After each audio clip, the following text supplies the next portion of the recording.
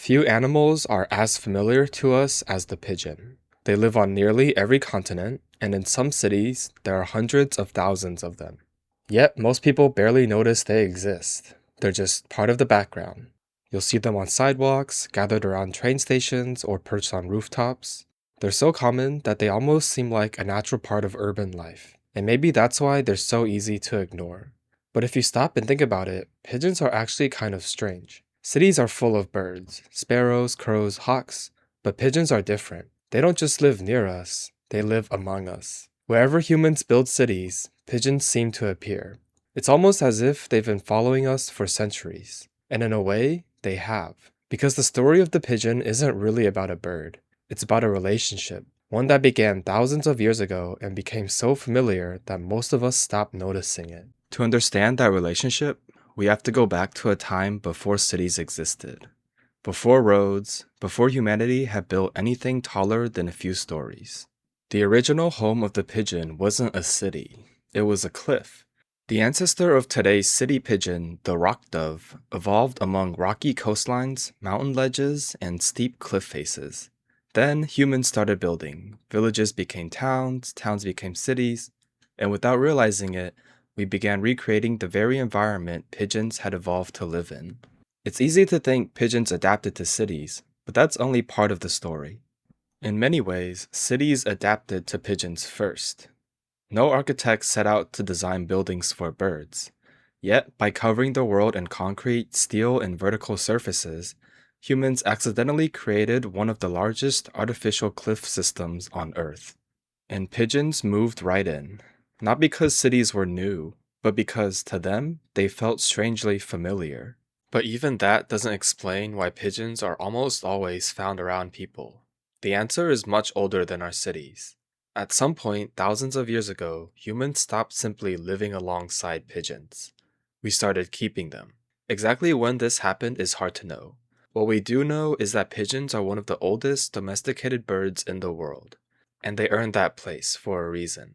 They were easy to raise, they reproduced quickly, they could be kept for food, but one ability set them apart. No matter how far away they were taken, pigeons could often find their way home. Imagine seeing that for the first time. A bird could be carried miles away, released into the sky, and somehow returned to the exact place it started. To ancient people, it must have seemed almost magical. Humans eventually realized that if a pigeon could always find its way home, it could carry a message home too. And just like that, a bird became something much more. For centuries, pigeons didn't just live alongside civilization, they helped connect it. As the world changed, pigeons remained one of the fastest and most reliable ways to send a message. Then came war. During World War I, hundreds of thousands of messenger pigeons were deployed by armies on both sides. When telephone lines were cut and radio communication wasn't an option, a pigeon could still get through. Near the end of the war, a battalion of American soldiers became trapped behind enemy lines. Cut off from the rest of their army, they were even being shelled by their own artillery. Several pigeons were sent with messages asking the shelling to stop. Only one made it.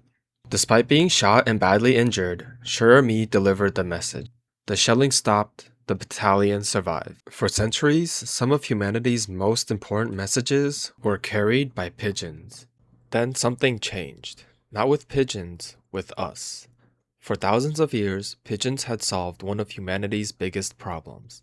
They carried information farther and faster than almost anything else. But eventually, we found new ways to do it. First came the telegraph, then the telephone, then radio. Each invention made the world a little smaller, and with each one, humanity relied on pigeons a little less. The job they had performed for thousands of years slowly disappeared. Not because pigeons stopped being good at it, but because we no longer needed them to do it. The partnership didn't end all at once. It simply faded away.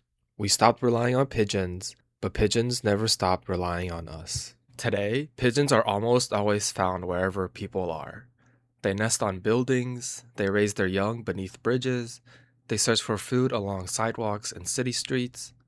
At first glance, it seems like they adapted to city life. But remember those cliffs? In many ways, cities never stopped looking like them. For thousands of years, humans built places that felt familiar. and for thousands of years they brought pigeons with them wherever they went. By the time pigeons were no longer carrying our messages, they were already home.